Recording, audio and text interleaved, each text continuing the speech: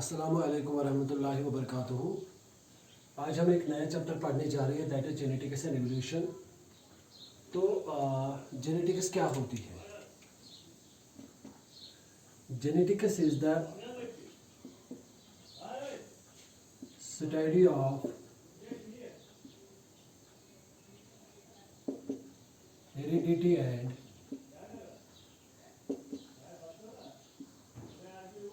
variations. What is heredity? इससे पहले the term geneticus was coined by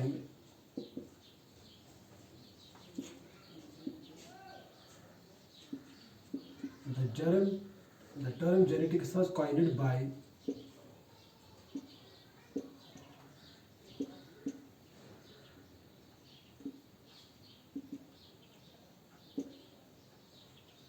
William Bateson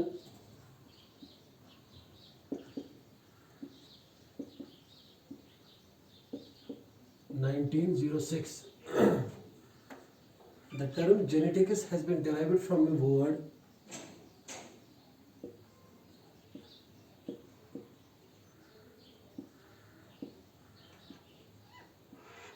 the term geneticus has been derived from a word genesis,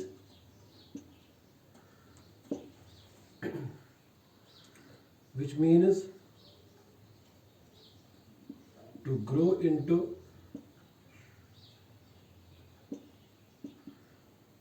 or to become. To grow into or to become. Okay. The study of heredity and variation is called geneticus. Term genetics दी थी हमने William Bateson ने 1906 में, और term genetics निकला है हमें word से जेनेसिस से, मीन्स टू ग्रो इनटू और to become. To grow into जब कोई चीज़ ग्रो होता है किसी चीज़ में या कुछ बनना। ओके इस चीज़ में हम पहले में आपको एक कोटेशन है हमारे पास, प्रोवर्ब लाइक बिगेट्स लाइक। ये हमारे पास एक प्रोवर्ब है, मीन्स जो जैसा होता है वो वैसा ही प्रोड्यूस करता है अपना, मीन्स एग्जैक्ट कॉपी करता है वो प्रोड्यूस। वो that is like begets like means अगर हम कश्मीरी में बोलेंगे हियोशी हो या आसन। Okay now this what is heredity actually? Heredity क्या होती है? जो हमने कहा कि study of heredity and variation is called genetics. Now what is heredity? Heredity is actually, it is the transmission of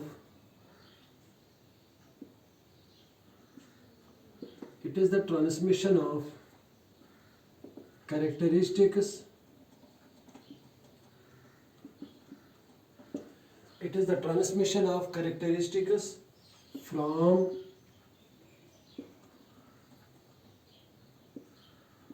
parents to the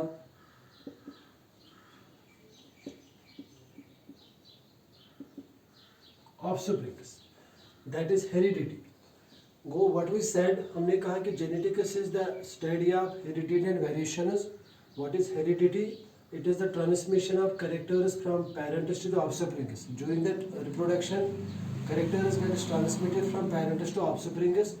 That transmission of characters from parents to offsprings is called heredity. And what are variations?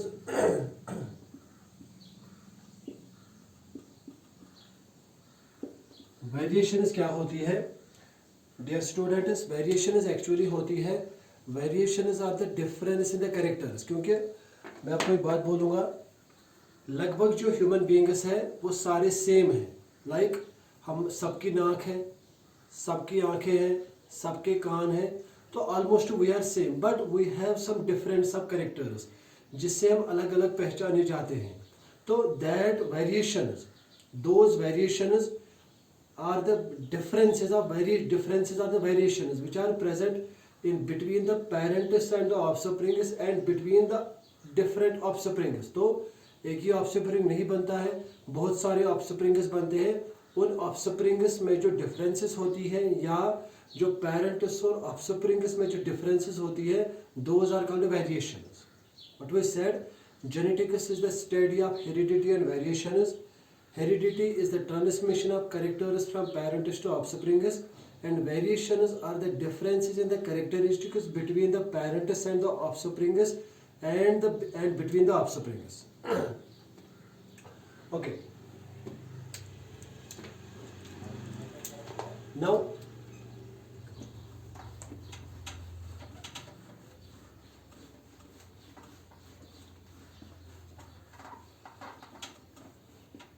तो हम कहते हैं कि father of genetics is called this Mendel, but Mendel के पहले भी बहुत सारे लोगों ने इस पे प्री मेंडलियन कॉन्सेप्ट इस हेरिडिटी के बारे में आ गए. Those are called pre Mendelian concepts.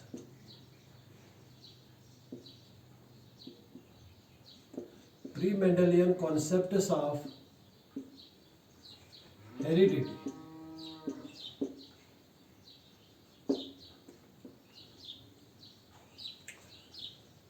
Pre Mendelian concepts of heredity जो है उनको हम और एक नाम देते हैं थ्योरीज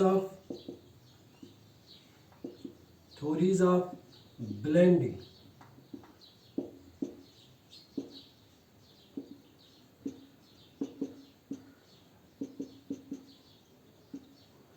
उनको हम और एक नाम देते हैं that is theories of blending inheritance. That means ये जो कैरेक्टर्स जब ट्रांसमिट होते हैं from parents to offsprings, that means जब ये ट्रांसमिट होते हैं ड्यूरिंग द ट्रांसमिशन इनकी ब्लेंडिंग होती है. दैट मीन्स कि जो मेल से आते हैं या फीमेल से आते हैं उनकी जो ब्लेंड होती है, मिक्सिंग होती है उन कैरेक्टर्स की during the transmission. Okay, that is why they are called blending theories of blending inheritance. Blend means mix हो जाना. ओके, हमारे पास है बहुत सारी थ्योरीज. पहली जो हमारी थ्योरी है दैट इज मॉइस्ट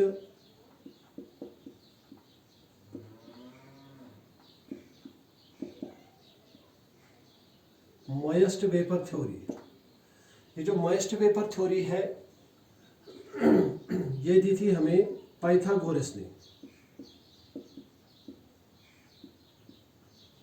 पाइथागोरस ने दी थी हमें 580 to 500 BC. This theory was given by Pythagoras 580 to 500 BC. According to the statement of this moist vapor theory, ये हमें क्या कहती है कि every part of the body या every part of the organism emits some vapors, and those vapors gets aggregated or gets combined together to form the different organs of the organism. To form the different organs of the body. What I am saying, इसका statement क्या है इस moist vapour theory का? Moist vapour theory का statement है कि हर कोई body part emit करता है मॉइस्ट वेपर, फिर वही मॉइस्ट वेपर्स एग्रीगेट हो जाते हैं, कंबाइन हो जाते हैं, बनाते हैं different organs in the organism.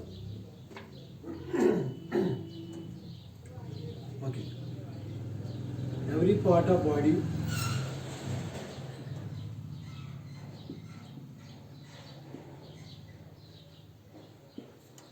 emit करता है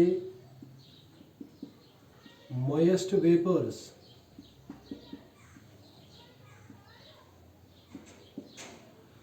तो फिर यही moist vapors एग्रीगेट हो जाते हैं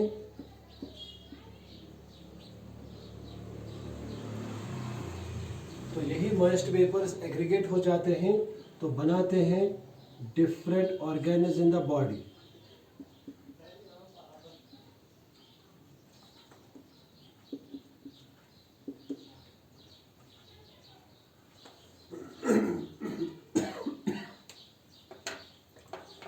I will repeat this. Moist vapor theory was given by Pythagoras 580 to 500 BC. According to the statement of this theory, every part of the body emits some moist vapors. Those moist vapors get aggregated or they get combined together to form the different organs in the body of the organism. Now, next theory.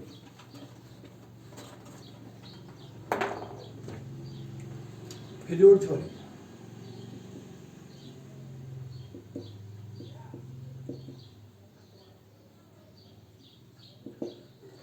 जो fluid theory है ये हमें दी थी एम्पेडोक्लीज ने। ये जो fluid theory है ये हमें दी थी एम्पेडोक्लीज ने 504 to 433 BC। What is it statement? ये हमें क्या कहती है फ्लूइड थ्योरी? हर कोई बॉडी पार्ट प्रोड्यूस करता है, ये हमें कहती है कि हर कोई बॉडी पार्ट प्रोड्यूस करता है एक दिस फ्लूइड, तो वही फ्लूइड्स फिर मिक्स हो जाते हैं, वही फ्लूइड्स फिर मिक्स हो जाते हैं जब ऑफस्प्रिंग बनता है, उसी में ही मिक्स हो जाते हैं। तो I will repeat this what I am saying. मैं कह रहा हूँ according to the statement of this theory हर कोई बॉडी पार्ट प्रोड्यूस करता है फ्लूइड्स, और वही फ्लूइड्स जब मिक्स हो जाते हैं during the formation of the offsprings. तो एवरी बॉडी पार्ट प्रोड्यूस करता है फ्लूइड्स, तो वही फ्लूइड्स मिक्स हो जाते हैं during the formation of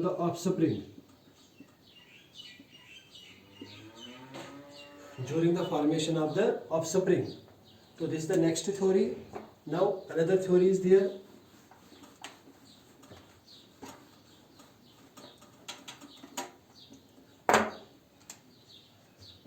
that is called a reproductive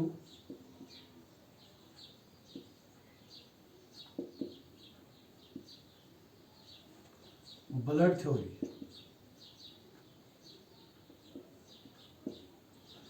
reproductive blood theory, ये जो रिप्रोडक्टिव ब्लड थ्योरी है ये हमें दी थी एरिस्टोटल ने दी थी हमें 384 to 322 BC। ये हमें क्या कहती है theory?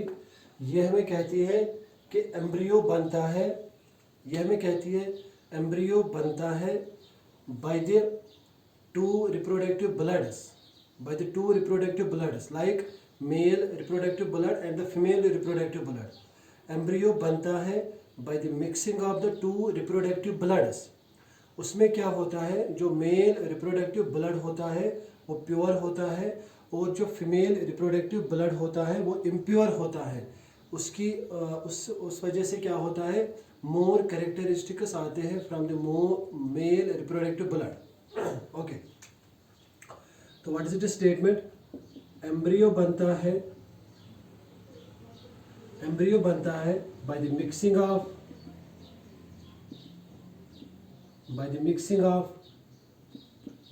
two reproductive bloods।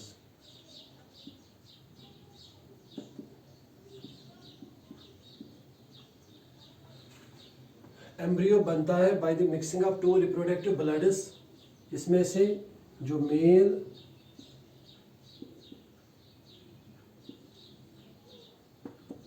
Reproductive blood होता है वो प्योर होता है, जो फीमेल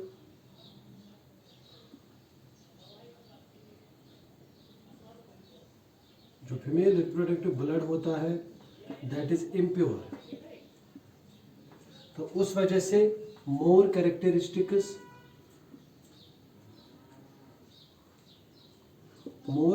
आते हैं from the male in the offspring. Aristotle ने हमें नेक्स्ट थ्योरी दी, that is reproductive blood theory, that was given in 384 to 322 BC। According to the statement of this theory, embryo बनता है by the mixing of the two reproductive bloods, male reproductive blood is pure and female reproductive blood is impure. तो more characteristics आते हैं according to this from the male. Now next theory,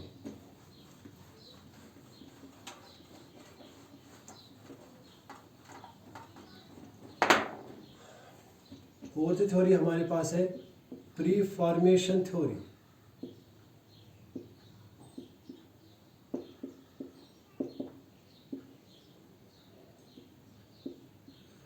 ये जो pre formation theory है ये दी थी हमें माल्फिगी।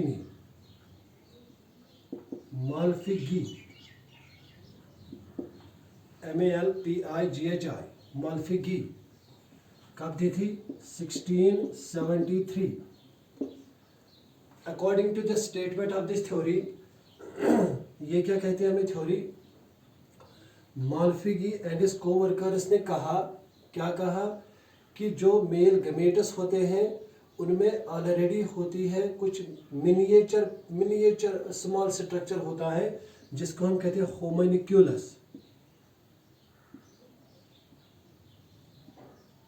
ये होमनिक्यूलस क्या होता है?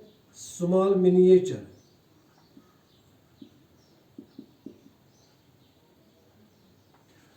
ये क्या हमें कहते हैं कि माल्फिगी एंड कोवर्कर्स ने क्या कहा, कहा कि जो मेल और फीमेल गैमेट्स होते हैं उनमें कुछ स्मॉल मिनिएचर ऑलरेडी होते हैं, हम उनको कहते हैं होमनिक्यूलस. तो फिर यही होमनिक्यूलस जब फिर यूट्रस में होते हैं, यही होमनिक्यूलस जब ये यूट्रस में होते हैं, इनको न्यूट्रिशन जब मिलती है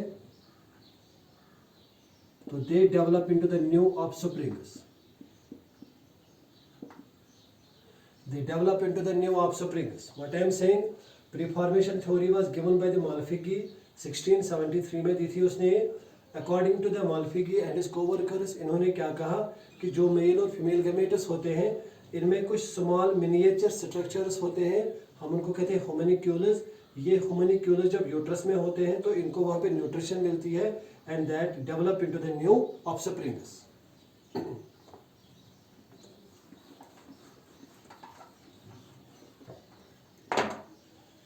इसके बाद फिफ्थ थ्योरी है पार्टिकुलेट थ्योरी.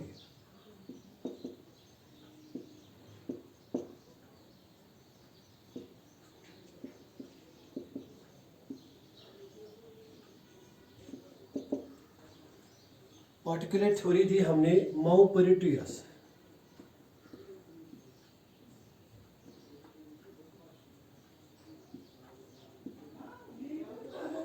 माउपरेटियस ने दी हमें कब? 1689 to 1759.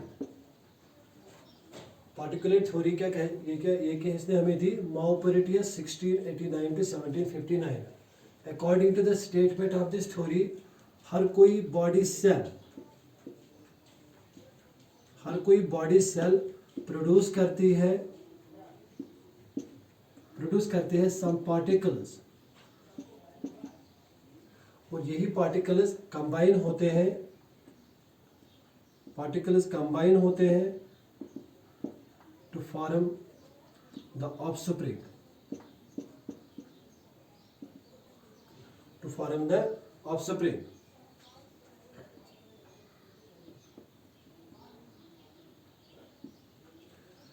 ओके, पार्टिकुलर थ्योरी क्या हमें कहती है? माउपरेटियस 1689 to 1759 में इसने थ्योरी दी.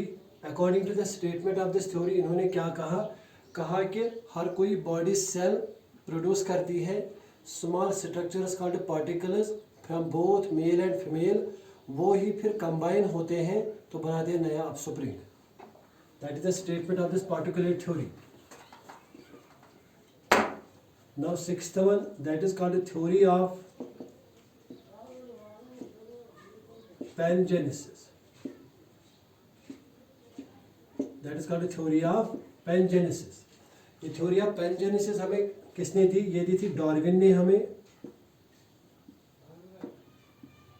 1868 में. ये दी डार्विन ने हमें 1868 में. According to the statement of this theory, every part of the body एक सबस्टेंसेस सिक्रीट करती है, प्रोड्यूस करती है, हम उनको कहते हैं गिम्यूल्स और पेंजीन्स.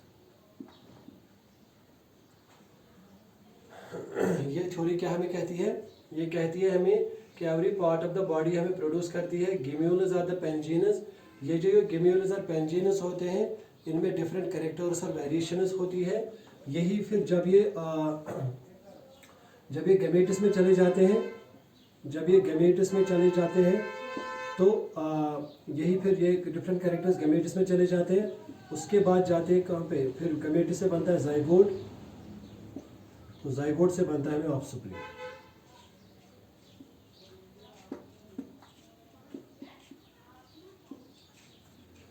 ये बनता है हमें यहाँ से ऑफस्प्रिंग। सो इनको प्री मेंडलियन कॉन्सेप्ट्स हम इनको कहते हैं theories. Why they are called theories? Because इनकी कोई एक्सपेरिमेंटल बेस नहीं है, ये हाइपोथेटिकल आइडियाज है फ्रॉम द डिफरेंट जो फिलासफर्स थे, जो डिफरेंट एजुकेशनिस्ट्स है, बायोलॉजिस्ट्स है, इन्होंने ही कुछ आइडियाज दिए how this occurs, how this offsprings are formed. But हम इनको इसलिए कहते हैं प्री मेंडलियन थ्योरीज क्योंकि ये मेंडल से पहले दिए गए थे, और हम थ्योरीज इसलिए हम इनको कहते हैं क्योंकि इनकी कोई एक्सपेरिमेंटल बेस नहीं है। Thank you. जो बाकी होगा इसमें तो वो नेक्स्ट लेक्चर में इंशाल्लाह।